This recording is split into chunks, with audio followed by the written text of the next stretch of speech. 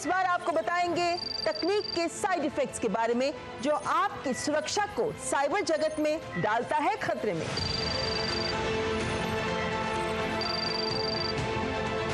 ये ऐप तो अपने आप मेरी सारी जानकारी ले रहा है। मेरा ईमेल, एड्रेस, आधार, मेरा फ़ोन तो बैक भी नहीं हो रहा है। हमारी खुद की पर्सनल इन्फॉर्मेशन, पर्सनल हमारी पिक्चर्स या हमारी पर्सनल वीडियोस हम कहाँ शेयर करते हैं, किससे शेयर करते हैं, क्यों शेयर करते हैं, हमें सोचना चाहिए।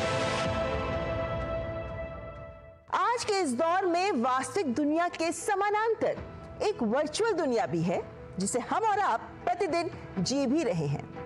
वास्तविक दुनिया में तो हम लोगों से मिलकर जांच लेते हैं कि कौन कैसा है, लेकिन इस वर्चुअल दुनिया में कैसे जांचें? क्योंकि यहाँ जो भी जानकारी, डिटेल्स या फोटोग्राफ्स दी होती हैं, वो अगर आप सही समझकर किसी पे विश्वास कर लेते हैं तो फिर स्कैम या फ्रॉड का शिकार आप हो सकते हैं। क्योंकि इस वर्चुअल दुनिया में किसी भी एड, लिंक, किसी भी ऑफर को संदेह से देखने की आपको आदत डाल लेनी चाहिए। नमस्कार, आप देख रहे हैं साइबर अलर्ट। आपके साथ मैं हूं ममता चोपड़ा।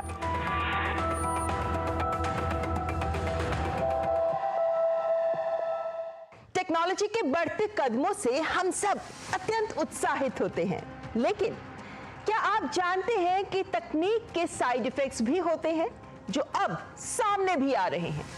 आर्टिफिशियल इंटेलिजेंस ने कई काम आसान कर दिए हैं, लेकिन हर चीज के दो पहलू होते हैं, है ना? तो अब बात करते हैं इसी के खतरों की। ChatGPT 4o की इमेज जनरेशन एबिलिटीज आने से अब आप सटीक और स्पष्ट तस्वीरें बना सकते हैं। जिबली इमेज बनाने की तो सोशल मीडिया पर होड़ लगी है। ChatGPT ने इस आर्ट को वायरल कर दिया है। हर प्रोफाइल पर अपने या अन्य लोगों की जिबली तस्वीरें अपलोड की जा रही हैं।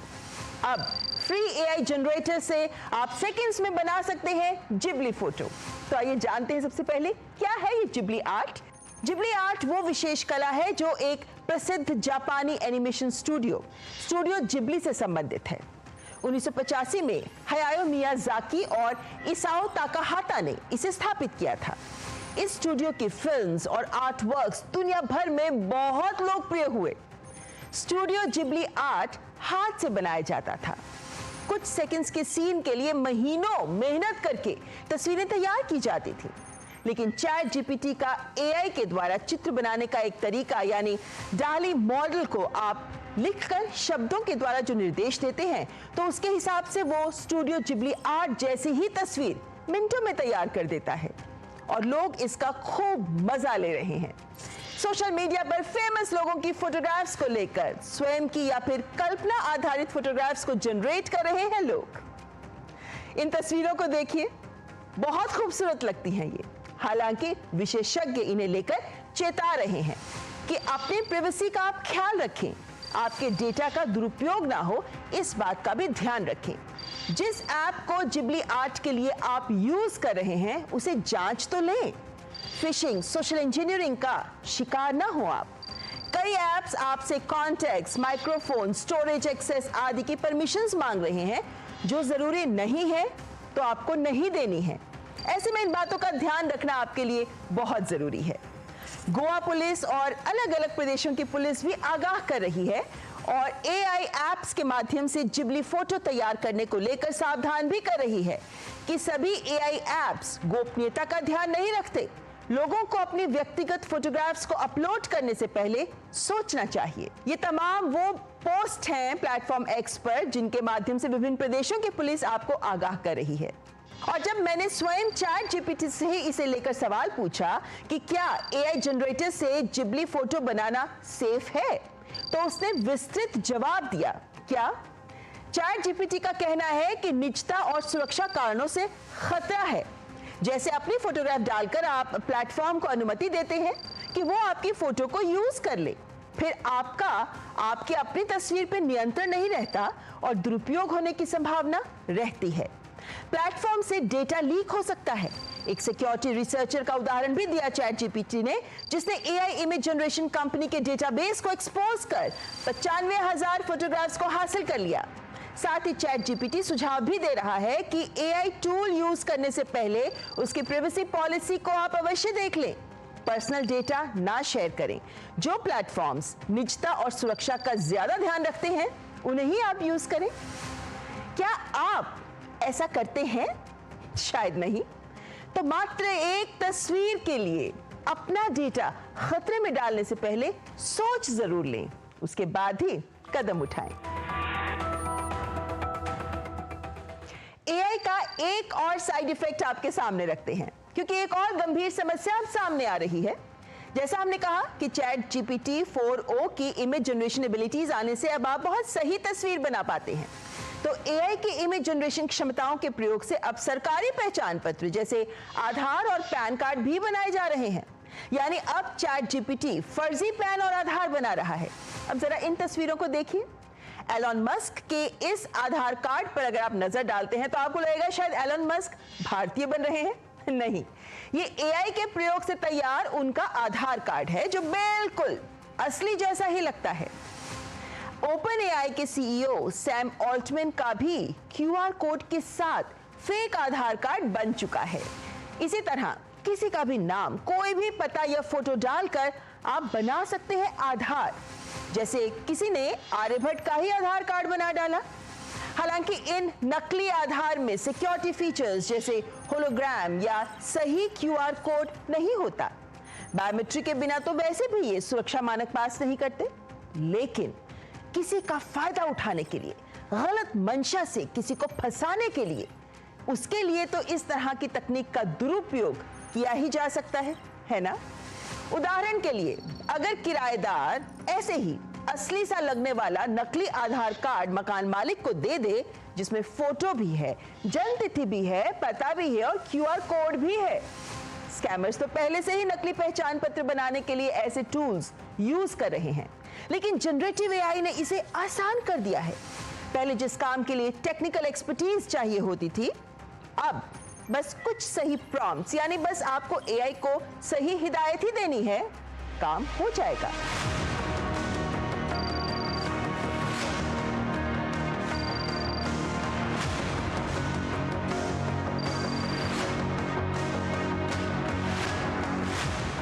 कभी सोच के देखिए, आप अपना पिक्चर क्या किसी को देंगे?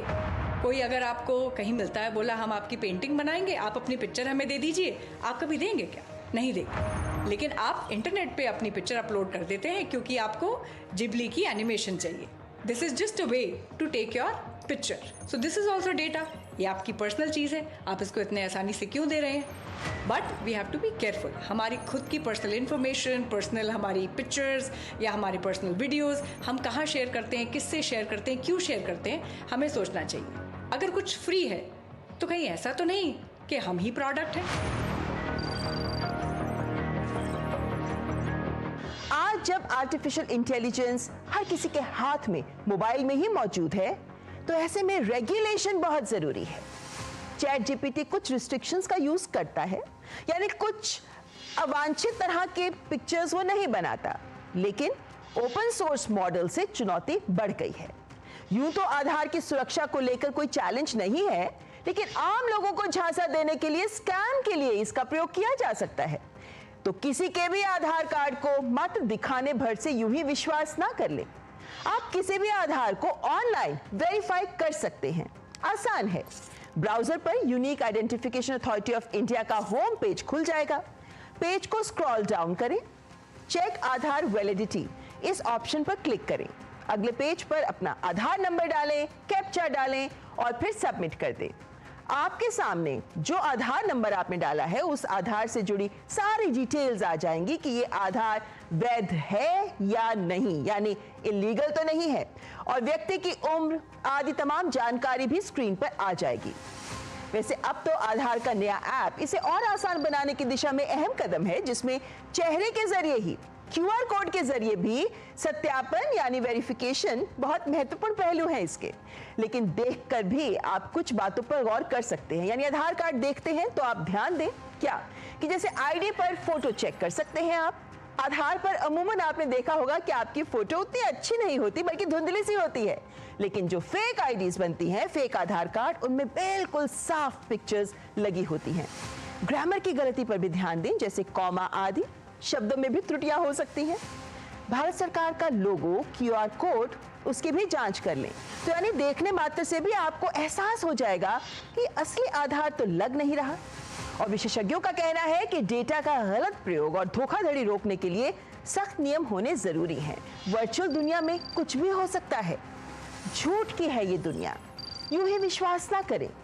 ये स्कैमर्स तो आपको कहीं भी फंसा सकते हैं।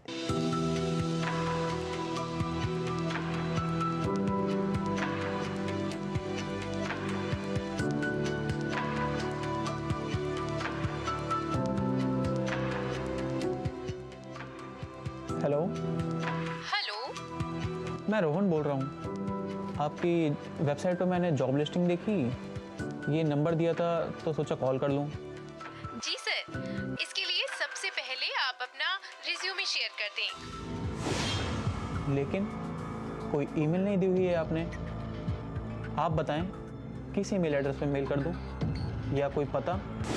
जी नहीं सर, हम सारी एप्लीकेशंस ऑनलाइन ही ले रहे हैं। आप ऐसा करें, ये ऐप डाउनलोड कर लें ठीक है। और इसी पर सारी जानकारी शेयर कर दें। अच्छा ठीक है, मैं ये डाउनलोड कर लेता हूँ।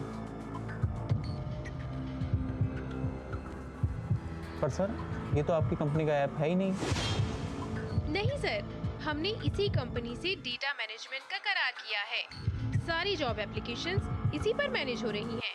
लेकिन अरे सर, एप्लीकेशन ही तो दे रहे हैं, कोई OTP तो मांग नहीं रहे। ठीक है, मैं ये ऐप डाउनलोड कर लेता हूँ। थैंक्स। अरे, ये ऐप तो अपने आप मेरी सारी जानकारी ले रहा है। मेरा ईमेल, एड्रेस, आधार, मेरा फ़ोन तो बैक भी नहीं हो रहा है। ये मेरे फ़ोन को हो क्या रहा है? ये हो क्या रहा है? मेरा फ़ोन तो बैक की कमांड में ले रहा है। तो जिस वेबसाइट पर क्लिक किया उस पर कोई पता, एड्रेस नहीं दिया, ईमेल एड्रेस भी नहीं है, मोबाइल या व्हाट्सएप पर ही काम किया जा रहा है। कुछ गलत लगा, फिर भी आप सावधान नहीं हुए तो फिर फंस सकते हैं। अब यही मामला देखिए ना, कॉलेज एडमिशन के नाम पर धोखा दिया जा रहा है। पटना में एक व्यक्ति बच्चे के एडमिशन के लिए अच्छे कॉलेज की ऑनलाइन सर्च कर रहे थे। एक वेबसाइट पर देश के बड़े बड़े कॉलेजेस में एडमिशन कराने के बारे में बताया गया था, तो वेबसाइट पर दिए नंबर पर कॉल कर लिया। किसी ने फोन नहीं उठाया, लेकिन कुछ देर के बाद अनजान नंबर से फोन आया। कहा कि वो अच्छे कॉलेजेस में बच्चों का नामांकन कराते हैं। घंटों बाद भी हुई, बच्चे का पूरा डिटेल भी मांग लिया गया और बात ऑनलाइन फॉर्म भरने तक आ गई। ऑनलाइन फॉर्म भरने के नाम पर युवक से पहले 500 रुपए रजिस्ट्रेशन फीस मांगी गई। बाद में झांसा देकर OTP भी मांग लिया गया। OTP मिलने के कुछ ही मिनटों में 2,30,000 रुपए का ट्रांजैक्शन हो गया। जब मैसेज देखा तो पता चला, लेकिन फिर साइबर धोखेबाज का मोबाइल ही ऑफ हो गया और इनका नुकसान हो गया। यानी बात बात में ही बात बिगड़ गई, क्योंकि आप उनके झांसे में आ गए। इसी तरह अयोध्या में भी एक छात्र का MBA में प्रवेश कराने के नाम पर साइबर ठगों ने कर डाला घोटाला। ये अपराधी लर्निंग प्राइवेट लिमिटेड से थे। उन्होंने MBA में प्रवेश कराने के नाम पर कागजात हासिल किए और इन्हीं कागजात का प्रयोग कर फर्जीवाड़ा कर 2,39,000 रुपए का ऑनलाइन ऋण स्वीकृत करवा लिया और इस रकम को उन्होंने काउंसिल इंडिया नाम के अपने खाते में भी ट्रांसफर करवा लिया। जब वेतन के खाते से EMI की किश्त कटनी शुरू हुई, तब ये घोटाला सामने आया। दरअसल धोखे के मामले में अपराधी आपको सिर्फ मोबाइल नंबर या व्हाट्सएप कॉल के माध्यम से ही कांटेक्ट करते हैं, कोई पता नहीं देते। और जब भी ऐसा हो तो सावधान हो जाएं। हम अपने कार्यक्रम में आपको बार बार बताते हैं कि कैसे आप सही वेबसाइट्स की पहचान कर सकते हैं, तो इस जानकारी का ख्याल रखें। ऐसे भी प्लेटफॉर्म्स हैं जहां प्रोफेशनल्स नेटवर्किंग करते हैं। बहुत पॉपुलर है ये प्लेटफॉर्म्स। यहां जॉब या निवेश के नाम पर अपराधी भी एक्टिव रहते हैं। इन पर भी एहतियात बरतनी बहुत जरूरी है। प्लेटफॉर्म कोई भी हो, आपको कुछ बातों का ध्यान रखना है। आपको मिलने वाले जो जॉब ऑफर्स हैं या जो निवेश की अपॉर्चुनिटीज आपको इन प्लेटफॉर्म्स पर दिखती हैं, उन्हें जरूर जांचें। आपको जो कनेक्शन रिक्वेस्ट मिलती है, कनेक्शन रिक्वेस्ट भेजने वाले लोगों की भी प्रोफाइल अवश्य देखें। धोखेबाज बिजनेस प्रपोजल के नाम पर फेक वेबसाइट्स या मैलवेयर वाले लिंक्स आपको भेज सकते हैं। आप फ्रीलांसर हैं तो प्रोजेक्ट दिलाने या प्रशिक्षण देने या फिर नकली ऑफर के नाम पर भी पैसे मंगवाए जा सकते हैं। कुछ धोखेबाज धोखा देकर जॉब हासिल करने के लिए नकली सिफारिशों का भी इस्तेमाल करते हैं। फेक बिजनेस पार्टनरशिप्स या फिर स्पॉन्सरशिप्स के लिए भी आपको संपर्क कर सकते हैं या फिर धोखाधड़ी वाला कॉन्ट्रैक्ट दे सकते हैं। नकली प्रोफाइल बनाकर किसी कंपनी के बड़े सीईओ बनकर भी ये आपको धोखा दे सकते हैं। केवल घर का दरवाजा ही बंद ना रखें, बल्कि सोशल मीडिया के दरवाजे खिड़कियां भी खुली ना रखें। इनमें आपका व्हाट्सएप, एफबी, इंस्टा, लिंक्डइन और इनके जैसे तमाम नेटवर्किंग प्लेटफॉर्म्स जहां कोई भी आपको कनेक्शन रिक्वेस्ट या फिर फ्रेंड रिक्वेस्ट भेजकर आपके दरवाजे पर दस्तक दे सकता है, उनका ख्याल रखें। ये तो है ही, साथ ही में किसी अनजान कॉल से भी आपको सावधान रहने की बहुत जरूरत है। कॉल पर आपको कोई अनजान व्यक्ति डराने का प्रयास करे तो समझ जाएं, फ्रॉड है ये। आप तो समझ गए, लेकिन क्या आपने अपने दादा दादी को या नाना नानी को ये बात समझाई है, या फिर उन बुजुर्ग पड़ोसी को, या फिर आपके बेस्ट फ्रेंड की दादी को जो अक्सर फोन पर बात करती हैं? आजकल तो सबके हाथ में मोबाइल फोन्स हैं, तो सबको ही समझाना, जागरूक करना बहुत जरूरी है। इस मसले की गंभीरता समझने के लिए आप ये मामला देखिए। कर्नाटक के बेलगावी जिले से एक झकझोर देने वाली खबर आई। जानकारी ना होने के चलते एक बुजुर्ग दंपत्ति साइबर अपराधियों के चंगुल में फंस गए और 50 लाख रुपए गंवा दिए। यही नहीं, उन्हें इन ठगों ने इतना डरा दिया कि परेशान होकर इस बुजुर्ग दंपत्ति ने आत्महत्या कर ली। अत्यंत दुखद परिणाम जो साइबर अपराध के घिनौने चेहरे को सामने रखता है।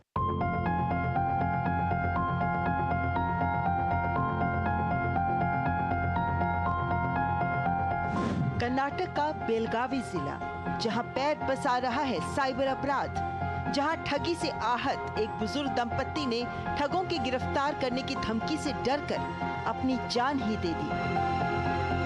दंपत्ति द्वारा छोड़े गए सुसाइड नोट में लिखा था कि दिल्ली क्राइम ब्रांच का अधिकारी बनकर जालसाजों द्वारा धमकाने के बाद वे निराशा और डर से जूझ रहे थे। आत्महत्या नोट अली नोडिरो प्रकार सुसाइड नोट के अनुसार साइबर क्राइम में 50 लाख या अधिक रुपए उन्होंने गंवा दिए। पुलिस जांच कर रही है। वे साइबर फ्रॉड में फंस गए थे और इन पर इसका बहुत बुरा प्रभाव पड़ा। उन्होंने फ्रॉड होने के बाद ठगों को बहुत कॉल किए और फिर मैसेज डाला कि अगर आप हमारे फोन का जवाब नहीं दोगे तो हम आत्महत्या कर लेंगे। ये बहुत ही दुर्भाग्यपूर्ण घटना है। एटलीस्ट उन्हें पुलिस को संपर्क करना चाहिए था, तो हम उन्हें बचा सकते थे। ये समाज के लिए एक अलर्ट है कि अगर आप ऐसी किसी मुश्किल में फंसते हैं तो पुलिस की मदद लें, ताकि पुलिस आपकी मदद कर पाए। पुलिस के अनुसार जालसाजों ने वीडियो कॉल के जरिए दंपत्ति से संपर्क किया और उन पर आपराधिक मामले में शामिल होने का झूठा आरोप लगाया और सेटलमेंट फीस के तौर पर 5 लाख रुपए की मांग की, लेकिन उत्पीड़न खत्म नहीं हुआ। धोखेबाजों ने उन्हें धमकाना जारी रखा और 50 लाख से अधिक रुपए उनसे ऐंठ लिए। इनके बच्चे नहीं थे, सबके साथ उनके बहुत अच्छे संबंध थे। वे अपनी संपत्ति समाज कल्याण के लिए दान करना चाहते थे। वे मेडिकल के बच्चों को कोचिंग देते थे। ऐसे लोगों की समाज को भी जरूरत है। उनका जाना समाज के लिए भी क्षति है। अगर उन्होंने हमें उनकी मुश्किल के बारे में बताया होता तो हम उन्हें अकेला नहीं छोड़ते। साइबर अपराध इस कदर आम लोगों को प्रभावित कर रहा है कि भय, निराशा में अपनी जान लेने जैसा कठोर कदम उठाने को मजबूर हो रहे हैं लोग। यहाँ पर समाज को भी जागरूक होना जरूरी है और जिम्मेदारी लेना भी बहुत जरूरी है, क्योंकि आपके करीब पड़ोस में जो भी बुजुर्ग लोग रहते हैं उन्हें इसके बारे में बताना समाज की ही तो जिम्मेदारी है ना, तो हमें इसको पूरा करना चाहिए। साइबर क्राइम बढ़ रहा है, लेकिन जागरूकता की पहल भी जारी है। विभिन्न संस्थाएं जैसे बैंक, आरबीआई, ये लोग टेक्स्ट मैसेजेस के माध्यम से भी आपको चेतावनी दे रहे हैं और बता रहे हैं कि कैसे आपको अपने आप को सुरक्षित रखना है। और अब तो जमीन पर उतरकर जन जन को जागरूक करने का भी प्रयास किया जा रहा है, जैसे ये नुक्कड़ नाटक। बैंक वाले कभी भी आपसे कॉल करके आपसे ओटीपी नहीं मांगते, ओटीपी नहीं मांगते। आपको अपने फाइनेंशियल इंफॉर्मेशन की डिटेल्स, यहाँ तक कि अपना ओटीपी, अपना यूपीआई पिन भी किसी के साथ कभी भी शेयर नहीं करना है। दोस्तों एक बात जान ले, जो स्कैमर्स होते हैं ना, कि बड़े चालाक होते हैं, ये आपको डराते हैं, धमकाते हैं, लालच देते हैं, मगर जिम्मेदारी हम सभी की है कि स्कैमर से बचे रहें, सावधान रहें। अगर इसके बाद भी हम स्कैम का शिकार बनते हैं तो आप लोग घबराएं नहीं। एक टोल फ्री नंबर है जो है 1930 1930 1930 और एक वेबसाइट भी है जिस पे जाके आप समस्या का समाधान पा सकते हैं। स्कैमर्स की बातों में ना आए, इनसे डरे नहीं, बिकॉज लोग आजकल बड़े मासूम से होते हैं, इनकी बातों में आ जाते हैं, डर जाते हैं, मगर ये जिम्मेदारी हम सभी की है। इन स्कैमर से बचे रहें, सावधान रहें। विभिन्न जांच एजेंसियां बार बार इस बात को लेकर आगाह भी कर रही हैं कि साइबर अपराध के तार विदेशों से भी जुड़े हैं। ये है साइबर आतंकवाद और इसके खिलाफ देशवासियों को तैयार करने के प्रयास में अब विभिन्न संस्थाएं, सिविल सोसाइटी भी सामने आ रही है और ये प्रयास गांवों तक भी पहुंच रहा है, क्योंकि ग्रामीण क्षेत्र में आज के दौर में जो ग्रामीण महिलाएं हैं वो भी डिजिटल इंडिया की ताकत को प्रयोग करके आगे बढ़ रही हैं। इन महिला उद्यमियों को भी साइबर फ्रॉड के खिलाफ तैयार कर रही हैं बहुत सी संस्थाएं।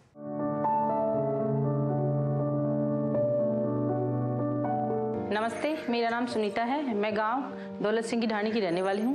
मैं अपने परिवार में सबसे बड़ी होने के कारण मैं आगे पढ़ाई नहीं कर पाई, 10th तक पढ़ी हूं। सुनीता जैसी ग्रामीण भारत की कितनी ही महिलाएं हैं जो आज आत्मनिर्भरता की राह पर आगे बढ़ रही हैं। डिजिटल इंडिया की ताकत से ई-कॉमर्स और ऑनलाइन प्लेटफॉर्म्स पर अपना बिजनेस चला रही हैं।